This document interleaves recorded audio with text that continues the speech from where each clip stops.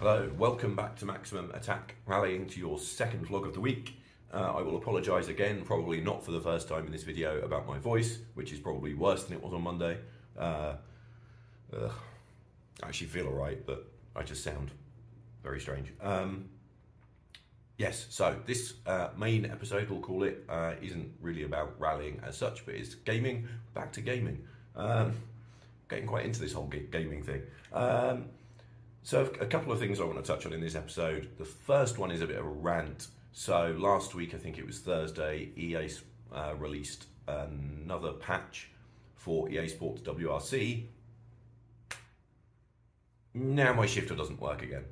So if you watched the first video I did about the game, you will know that when it first launched, the force feedback did not work on my Logitech G93 wheel, and the shifter didn't work either. So you had to use paddle shift for everything on just driving automatic. The first patch they released a couple of weeks ago fixed both of those issues. Great, I thought we're set, everything's rosy. Then last week they released a patch which was supposed to cure some graphic issues and various other things, and now the shifter doesn't work again. So no idea what they've done there. Apparently they're not planning to release another patch for like mid-December, I think. So that's put it a bit of a down on it for me. I know maybe I'm being weird, but it just doesn't feel quite right playing a game when you're driving a car which you know is an H pattern gearbox and you're having to drive it using paddle shift. Even driving a car that you know is sequential with a lever and having to use paddle shift is wrong. I don't like it. It's wrong. Launch a patch quickly. Don't wait until mid-December. Useless. It's far too long. So what you will notice in the rest of today's video is that any gameplay I show you, I think, any gameplay that, like I've recorded recently at least, is me playing Dirt 2.0. Because I've actually gone back to playing Dirt 2.0 because I would rather play a game that works properly rather than one with bugs in it. So it's a bit frustrating. So yeah, don't know what else to say about that. Fix it, hurry up and fix it, EA Sports, Codemasters, fix it, don't wait another 3 weeks to launch a patch. The main topic anyway for today is I want to talk through some modifications that I've made to my, maybe calling it a sim rig is a bit generous because it's a folding play seat, but it's stuff that for me has made it a lot better, so I thought it was worth sharing, and maybe if you've got a similar setup it would be useful for you. So I think we should just dive straight into that, shouldn't we, rather than me rabbiting on. Let's just get on with that. I'll move so I'm with the seat so you can see exactly what I've done. Okay, you'll have to excuse the weird angle. Hopefully my voice is travelling okay. I feel like something croaky, I don't know. So the big issue that I had with this setup so far is was the gear shifter. So as you can see, I don't know if you can see it, I'll try and do a close-up so you can see better. The Logitech shifter has this chunky piece that goes back down here, so that means that it has to, when you mount it on a surface, it ends up hanging off the back of that surface quite a lot. I think it's because it's really designed for desks and things. And with the standard next level shifter mount, you can imagine, I'll insert some footage of me using it before, I'm sure I've got some. You end up with the shifter sitting right back here somewhere, the lever sits right back here. So when you're sitting in the seat, it feels like you're almost operating the shifter kind of down next to you. So that was the reason I decided to come up with this. So basically what I've done here, I've used two clamps that are actually designed for holding spotlights onto a car, weirdly, and then just a flat piece of steel, and that allowed me to move the shifter up a little bit as well, but also forward probably 6 inches, and that has made it way better. So it's now higher up, so it's closer to the steering wheel, and it's also a lot further forward, as you can see. So this piece of metal, there is still a lot of it bare because this ends up, the Logitech, it still ends up sitting a long way back because this piece of plastic, but it's way better. It's way more comfortable to use. I'll put some footage of me using it, and you'll just be able to see the difference. It's totally transformed the experience of using the shifter from when it was down here. The next stage of the modifications to this, I'm trying to get hold of a drive hub from something called Collective Minds, and that is a little box that allows you to connect any steering wheel, pedal set, handbrake, shifter to any device, so you can use it on console, PC, PlayStation, Xbox, everything. So I've ordered one of those from the UK, so I can then plug this in. You basically plug your wheel into the drive hub and the drive hub into your console, and then you can plug everything else into the drive hub.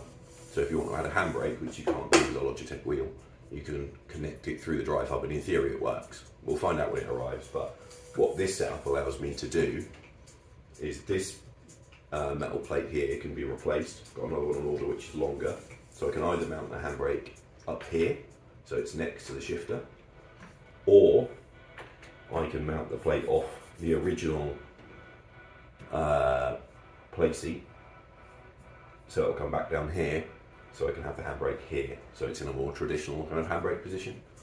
I haven't decided yet, but I think that'll be a case of testing it and see what I prefer. Obviously it would be nice if it was vertical and next to the shifter, but obviously if it ends up mounted on something of this level, it might end up a bit high up.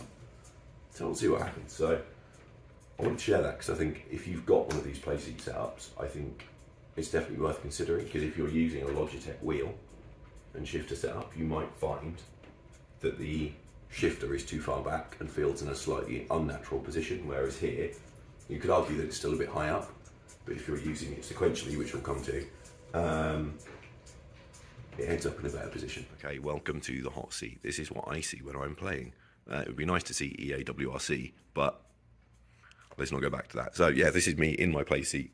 I just wanted to show you my shifter, because you will have noticed, obviously when I was talking about the location, that there's been some changes. So you can kind of see actually when I'm sitting in here, if it was in the stock position with this big lump of plastic, the gear lever is actually kind of sitting by my hip, so that wasn't very good. So with it here, you can see, look, it's way, way better, much closer to hand.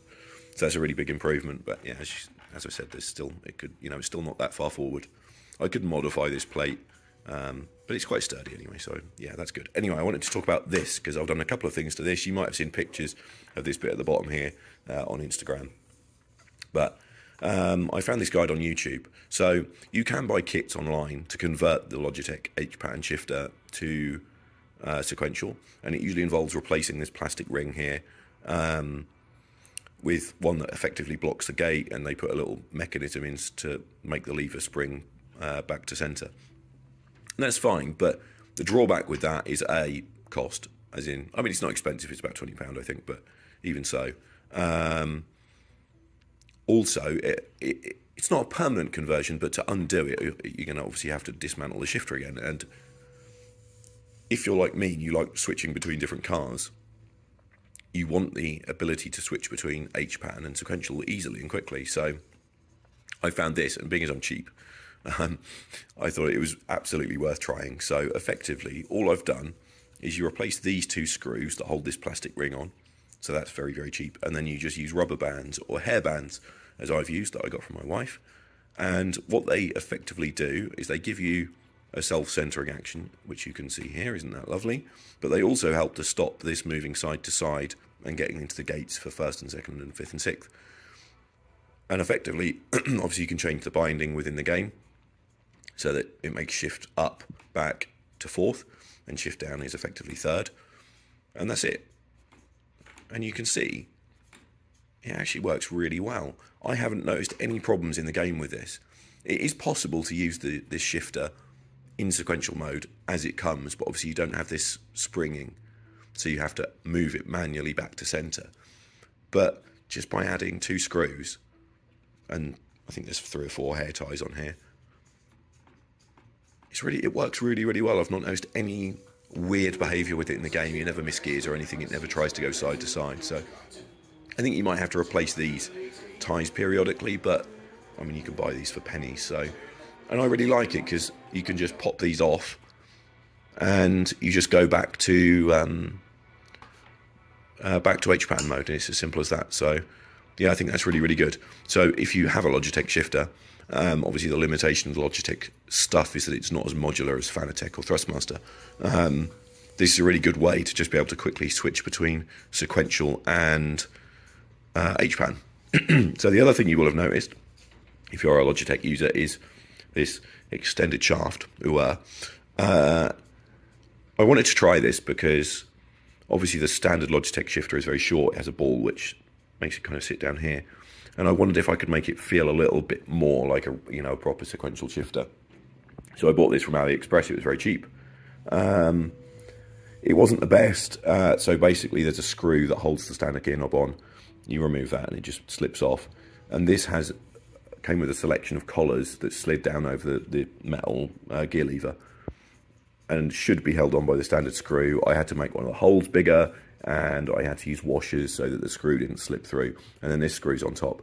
But it's even got a dodgy fake Mugen logo on it, look. I'm a little bit undecided. I do think it is better than the standard shift knob, but it does obviously make the travel a little bit longer. Obviously, you would be down here usually, so you'd have quite short travel. This does make it a bit longer, but I do think it's a little bit better. Obviously, positioning-wise, it's a bit taller. The jury's out. I've got another one on order just to try it. They're really cheap from China, so yeah, I thought that'd be interesting. But I think it does make it feel better. I think I'll report back once I've had a chance to try the other one.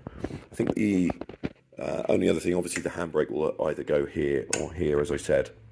I think the only other thing I'm interested to try is with the wheel. So I don't really use the paddle shifters because I tend to mainly drive cars that are, you know, sequential with a lever or H-pattern. So I'm tempted to try. You can buy an adapter that goes on here that allows you to fit a 350mm or 330mm wheel. Now I'm quite tempted to try that because obviously the Logitech wheel is quite small. The challenge for me, sorry, this video is turning into something, is that it might make the wheel a bit low. I would like to try and lift the wheel and maybe move it a bit further away, because when you add an adapter and you have to have a slightly dished wheel, it does bring the wheel a little bit closer to you. But I think it might feel better. I've seen videos on YouTube of people switching this for a real, you know, car steering wheel of 350mm. I wonder if it might add some realism. So I might try that. But so there we have it. Three, wasn't it? Three things, three changes you can make if you've got the same setup as me. Only two if you've got just the wheel. Yeah, three changes that I've made that have made the experience a lot better. Definitely the shifter position is just night and day difference. Can't wait to get the drive hub and try and get the handbrake thing working. Haven't decided what handbrake exactly I'm going to go for yet. I can get the Thrustmaster Sparco Mod one here, which should work, but he's quite expensive. Obviously there are lots of cheap USB Chinese rip-offs, but I don't want to waste money buying one of those if it's not going to work. So maybe I will just fork out and go for the Thrustmaster, because as far as I'm aware it does work with the drive hub. Obviously if you have the Logitech shifter and you haven't tried that rubber band hair tie sequential mod, I would definitely recommend it, because it does work really, really well. We'll see how the shift knob thing plays out and whether the new one is any better. But I wanted to share that because I think little bits and pieces like this are very helpful, because I know, you know, not everyone wants to spend the big money required to get a Fanatec setup or a Thrustmaster setup. The challenge for me here in Saudi Arabia is that all of that stuff is very, very difficult to get. I know Fanatec have been having some shipping issues right now, so ordering anything from Fanatec just seemed a bit of a risk for me. And obviously it would have been 2 or 3 times the price of what I've got. So I think actually having the Logitech and messing around with it is really good fun. So I hope you found it useful, and I really, really hope that in next week's vlog, I have no idea what the topic will be, that I don't sound like a demented frog, which is what I feel like. So as always, thanks for watching. Please like, comment, subscribe, share, follow me over on Instagram, where I do lots more than I do on YouTube, written content and stuff, so you can read that. And do keep following, and I will catch you again in the next episode.